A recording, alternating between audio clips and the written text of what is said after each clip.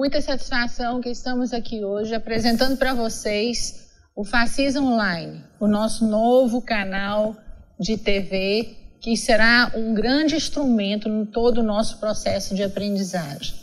Para iniciar esse trabalho, teremos aqui agora o professor Rodrigo, diretor adjunto do SESED, explicando para vocês um pouco sobre o novo processo de avaliação que foi instituído em dezembro passado na nossa instituição. Esse novo processo de avaliação é mais dinâmico e dará ao estudante novas condições de melhorar o seu coeficiente de rendimento escolar. Obrigada.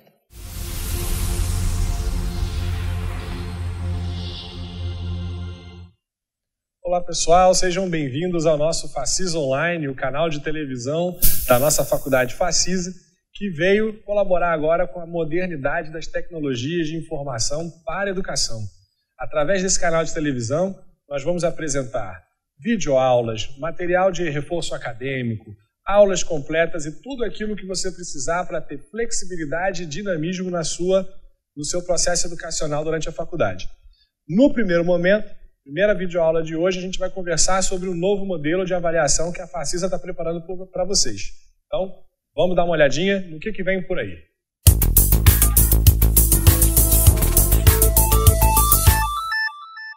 E na nossa escalada de hoje, nós vamos conversar, então, sobre a nova metodologia de verificação que a gente está implementando na Facisa. Todo o rendimento escolar, a partir de agora, passa a ser orientado por essas novas regras, bem como a aplicação e a divulgação dos resultados dessas avaliações. Então, a partir de agora, a gente vai apresentar como que vai ficar a regra de aprovação e de reprovação na faculdade para você. Começamos nessa primeira modificação aqui. A partir de agora, 2014, as nossas unidades avaliativas vão ser duas, P1 e P2. Um dos objetivos da gente construir esse tipo de metodologia vem ancorado em várias pesquisas já feitas de avaliação institucional pela CPA em reuniões de colegiado com professores e estudantes da Facisa que relatavam um certo incômodo pelo excesso de provas. Num plano rápido, a gente pode até entender que muitas provas significam muitas oportunidades, mas na realidade são mais momentos de estresse e menos momentos de oportunidade o professor seguir as suas aulas normalmente. Então, quando nós reduzimos o número de provas, a gente entende também que aumentamos o número de aulas, reduzimos a velocidade com que essas aulas precisam ser administradas pelos professores. E é por isso que essa é uma das grandes vantagens. Observações importantes sobre a P1 e a P2. Primeiro, o conteúdo dessas duas provas é um conteúdo não acumulativo de forma obrigatória. A partir de agora, na Facisa está padronizado.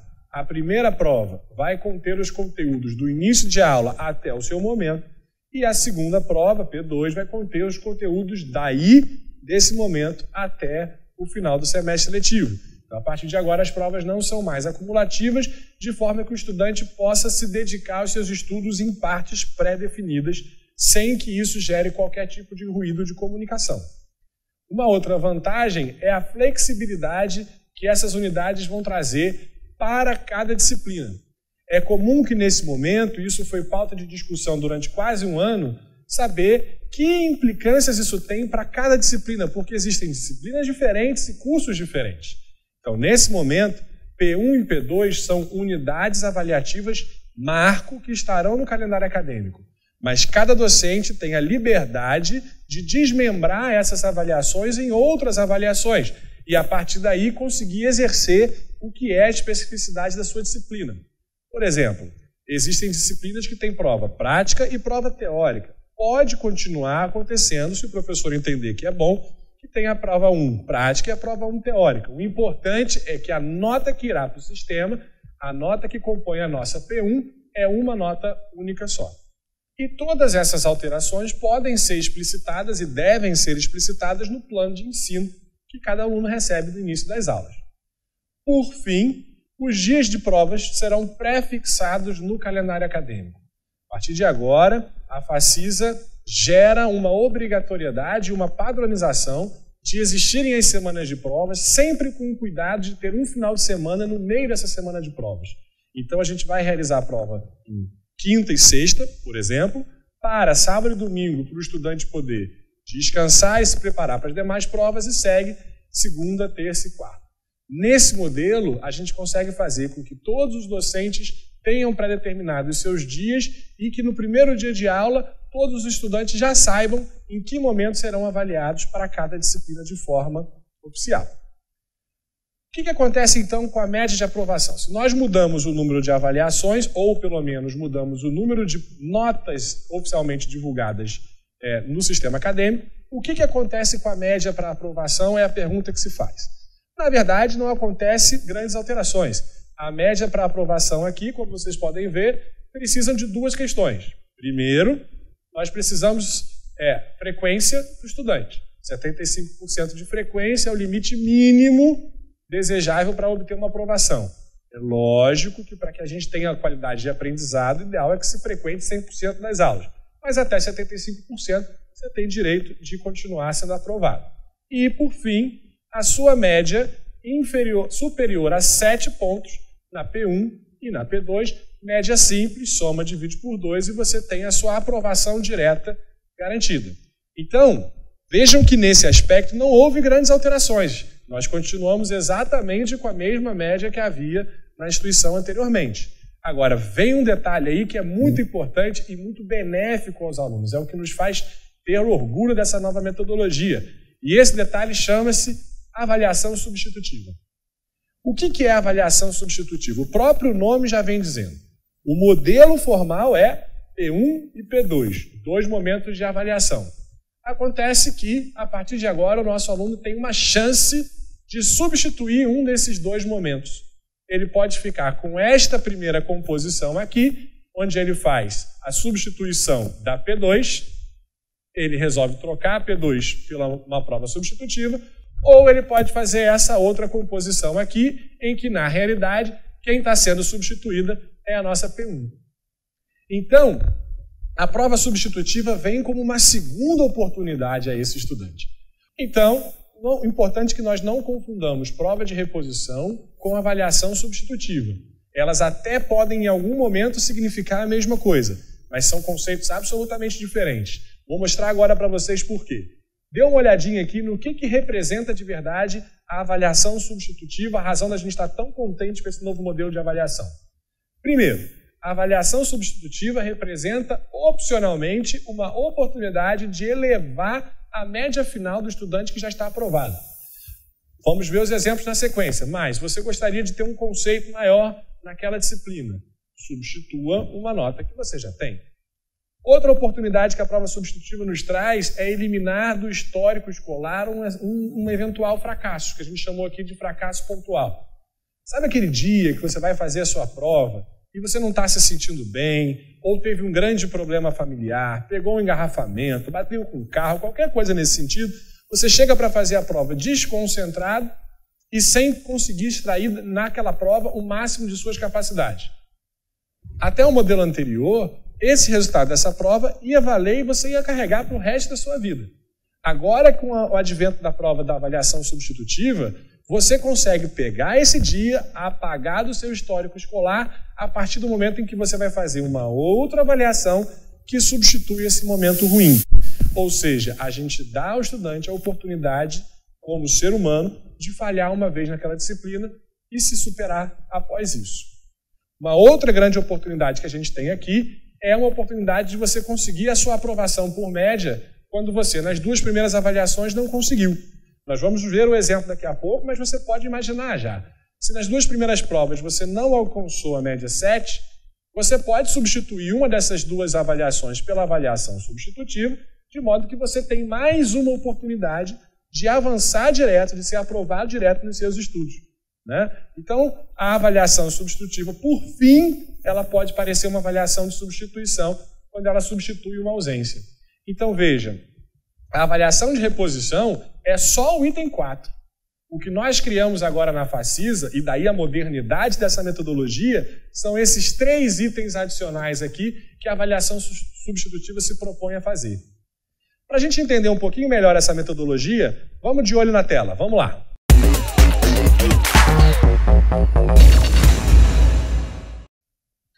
Olha lá. Vamos a alguns exemplos da avaliação substitutiva. Exemplo número 1. O nosso aluno tirou 8 na sua primeira avaliação, P1, tirou 6 na P2.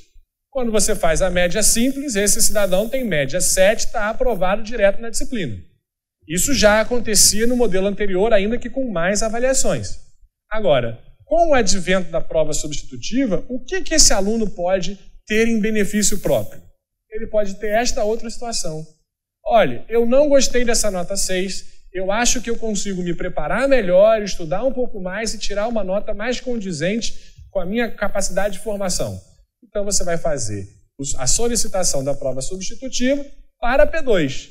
E olha aqui o que pode acontecer de resultado. Você troca o 6 pelo 9 e a sua média final passa a ser 8,5. Repare que no primeiro exemplo é aquele que nós falamos lá atrás, em que o aluno pode melhorar a sua média mesmo aprovado. Nas duas situações o estudante está aprovado, mas aqui ele carrega no histórico uma aprovação muito mais interessante do que no primeiro exemplo.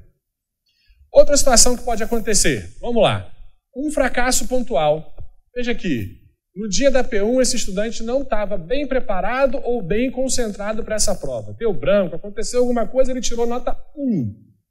Na segunda avaliação, ele já se superou, estudou ao longo do semestre e mostrou que sabe, tirou 8. Em média, ele está com a média 4,5 e vai para a prova final. Essa é a metodologia antiga. Agora, com a avaliação substitutiva, você pode simplesmente conseguir isso aqui. Você se preparou ao longo do semestre e melhorou sua nota, não foi isso? Então, agora você vai pedir a sua prova substitutiva da primeira avaliação para tirar uma nota melhor, apagar esse 1 do seu histórico escolar, o tal do fracasso pontual que a gente comentou, e a partir daí, olha aqui onde você está. Aprovado e com uma média digna da sua qualidade acadêmica. Então, essa é a situação em que a avaliação substitutiva lhe dá a oportunidade de cometer uma falha e ainda assim ser aprovado direto na disciplina. Nesse próximo exemplo, o aluno faltou. Primeira prova eu faltei. Aconteceu qualquer coisa que eu precisei faltar e eu não vim. Na segunda prova eu tirei 8. No modelo tradicional, ele vai fazer a sua prova de reposição. No nosso caso, a avaliação substitutiva vai se posicionar da mesma forma. Ele vai substituir essa falta pela nota da avaliação substitutiva, que pode, e normalmente vai acabar gerando, um critério de aprovação. Então, essas são as aplicações da prova substitutiva que a gente deve lembrar. Agora, é importante a gente deixar claro aqui que essas notas que nós estamos vendo são notas da P1 e da P2. E como nós dissemos lá no início da nossa videoaula, essa nota tem flexibilidade. De acordo com o que o professor entende que é o melhor para a disciplina dele, ela pode ser composta, então, de vários outros desmembramentos. Testes, trabalhos escolares, seminários, etc. De acordo com a nossa nova metodologia, esses trabalhos escolares não podem ser repostos. Apenas a avaliação formal. Então, a avaliação ganha essa importância no cenário de aprovação da nossa Facisa. No nosso último exemplo, temos o caso aqui que o estudante faltou a sua primeira prova e tirou uma nota 6 na segunda prova. Como para efeito de sistema acadêmico, falta computa como 0, na média, ele ficou com média 3. Média 3, no outro antigo sistema de avaliação, assim como esse, significa em reprovação automática, não gera direito à prova final. Vem a substitutiva e, no mesmo caráter da de reposição, compõe uma nota que pode gerar, então, a aprovação desse estudante nos mesmos modelos do exemplo anterior. Ficou claro o que é a nossa avaliação substitutiva? Então, vamos seguindo. Vamos supor que nós fizemos a P1, nós fizemos a P2, fizemos a avaliação substitutiva, mas ainda assim nós fomos para a avaliação final. Observe aqui quais são as condições em que o aluno está apto a ir à prova final. Condição número 1, frequência superior a 75%, exatamente como nós tínhamos conversado anteriormente. E situação número 2, média entre 7 e 4, inclusive na média das provas P1 e P2. Então, mudou alguma coisa em relação ao regulamento anterior? Nesse aspecto, nada mudou. Continua a mesma coisa. Agora, importante é a normatização de que essa avaliação final deverá versar sobre todo o conteúdo do semestre. Agora não é mais opcional, não é mais facultado ao docente a responsabilidade de dizer o que cai na avaliação final. Na avaliação final cai o conteúdo todo, afinal de contas ela é uma avaliação que vai te examinar para a disciplina toda e não por um pedaço dela. Então vamos lá. Vamos supor que você já fez então a sua P1, P2 e substitutiva. Uma dúvida que deve estar na sua cabeça nesse momento é o seguinte: fiz a substitutiva e a nota foi menor do que a avaliação que eu gostaria de substituir. O que acontece? Não acontece nada. A prova substitutiva só vai ser incorporada ao seu sistema acadêmico e ao seu histórico se essa nota for maior do que a nota que você deseja substituir. Então ela é de verdade uma nova chance. Se você não conseguir o sucesso dessa nova chance, permanece a nota de origem. Agora, se mesmo com a substitutiva você não conseguir a média para aprovação direta, cai na prova final, cujos critérios nós estamos vendo aqui são rigorosamente os mesmos que eram anteriormente. Inclusive, o cálculo para aprovação. É a mesma média ponderada, valendo 6 pesos, né? Peso 6, P1 mais P2, e peso 4, a avaliação da prova final. O único, porém, que se estabelece aqui é o seguinte: não pode ter a nota da prova final, da avaliação final, inferior a 4, em nenhuma hipótese. Se a nota da sua prova final, da sua avaliação final, for inferior a 4, mesmo que se tenha atingido a média para passar, que é a média 5, você está reprovado. Então, a prova final passa a ser tratada com um pouco mais de rigor pela instituição. Mas observem um detalhe: nós demos uma segunda oportunidade para que você não vá para a prova final.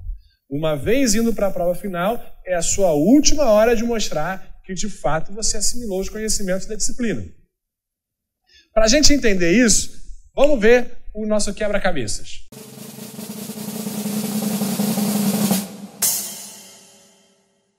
No quebra-cabeças, nós temos um exemplo de um estudante que, na primeira avaliação P1, tirou 4. Na segunda avaliação, P2 tirou 5, ficou com média 4,5. Média 4,5 não é suficiente para a aprovação, mas permite a ele ir para a prova final, porque é acima de 4.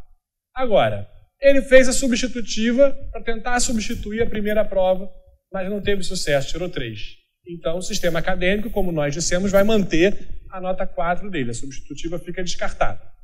O que vai acontecer com esse estudante, então, na prova final dele? Vai acontecer isso aqui, ó. Vai levar a média 4,5 como uma nota do critério de aprovação, tirou 6 na prova final, ficou com média 5,1. Média 5,1, ele está no status aprovado, porque esta média da prova final para a aprovação é 5. Então, nesse caso, o estudante conseguiu provar que adquiriu os conhecimentos e vai seguir adiante, deixando essa disciplina para trás. Agora, vamos ver o caso desse outro estudante aqui. Olha lá. Ele tirou 6 na primeira avaliação, 6 na segunda avaliação, P1, P2, não conseguiu a prova substitutiva para melhorar esse 6, manteve do jeito que está. Média 6, ele vai carregar essa média para a prova final. Olha o que pode acontecer com esse estudante na prova final. Duas situações diferentes. Veja aqui essa situação do meio. A mesma média 6 ele está carregando, só que ele tirou 3,5 na prova final. Matematicamente falando, a média dele deu 5, ou seja, seria a média suficiente para a aprovação, mas consta aqui como reprovado. Por que consta aqui como reprovado? Porque ele caiu na única cláusula que ele não poderia cair nesse caso. Ele tirou uma nota inferior a 4 na prova final, o que é proibido. Nessa segunda situação, ele tirou exatamente o 4 que ele precisava. Então, deu média 5,2, ele foi aprovado. Ou seja, nós estamos oferecendo aos estudantes uma oportunidade extra de não ir para a prova final para beneficiar o seu aprendizado. Indo para a prova final, nós temos uma única exigência para compensar essa oportunidade extra, que ele não tire uma nota inferior a 4. Até porque, senhores, numa avaliação final, uma nota inferior a 4 significa que o aprendizado da disciplina não foi tão satisfatório assim. Então, não era justo seguir adiante, porque outras disciplinas necessitarão desse conhecimento que, infelizmente, não foi adquirido nesse semestre. Eu tenho certeza que esse não vai ser o seu caso, mas agora a regra está aqui e você vai ficar atento ao que nós estamos dizendo. Então, para a gente terminar esse assunto de metodologia de avaliação de desempenho de aprendizagem do estudante, falta falar da revisão de provas. Sobre o item revisão de provas, que é um direito do estudante, nada muda. Você continua com o seu prazo de até 72 horas após a divulgação do resultado da sua avaliação para solicitar formalmente a sua revisão de provas. Certo? Para encerrar essa videoaula, nós vamos chamar o professor Alexandre Leal para conversarmos um pouquinho sobre como essas alterações se processam e o impacto delas na vida dos estudantes. Vamos lá, a nossa sala de visitas.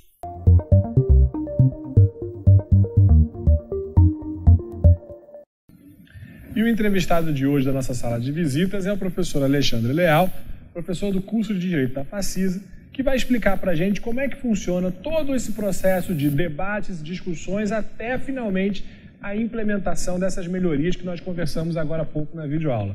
Professor, fique à vontade. Olha, Rodrigo, toda e qualquer modificação no regimento das instituições de ensino superior do país pressupõe, obviamente, um amplo debate com a comunidade acadêmica. O local ideal e adequado para esse tipo de discussão, no caso da nossa instituição, é o Conselho Superior, por conta da sua própria formação, já que é composto pela direção, pelos coordenadores e por representantes de professores e alunos das mais diversas faculdades. Isso foi feito. Durante todo o ano de 2013, foi criada uma comissão de revisão do nosso regimento pelo próprio Conselho Superior, e essa comissão trabalhou no decorrer de 2013 na alteração e atualização desse regimento. Isso só foi possível, obviamente, por conta do artigo 207 da Constituição Federal, que estabeleceu a autonomia didática e científica de todas as instituições de ensino superior. E é por conta dessa autonomia que essas instituições, no nosso caso também, podem realizar a alteração desse regimento. E quando a gente fala dessas modificações, esses impactos influenciam como a vida dos nossos feras e dos nossos veteranos? Olha, eles influenciam positivamente. Essa alteração em alguns pontos do nosso regimento, e em especial na parte de avaliação, já era bastante solicitada por alunos e professores. Porque a forma como antigamente estava estabelecido, ou seja, a realização obrigatória de 3 avaliações no decorrer do semestre, prejudicava bastante aquelas disciplinas com carga horária mais reduzida. Certo. Grande parte do conteúdo era comprometido com a realização de avaliações. Essa modificação, ou seja, a redução para apenas 2 unidades avaliativas, dando ao professor, e ninguém mais melhor do que ele, para, observando a realidade de sua disciplina, estabelecer quantas provas, exercícios, trabalhos ele deseja fazer, facilitou bastante toda essa parte. Ótimo, muito obrigado, professor. A nossa videoaula de hoje se encerra por aqui. Espero que tenhamos todos tido um bom aproveitamento e um feliz semestre 2014 para todo mundo, com aprovações, se Deus quiser. Grande abraço.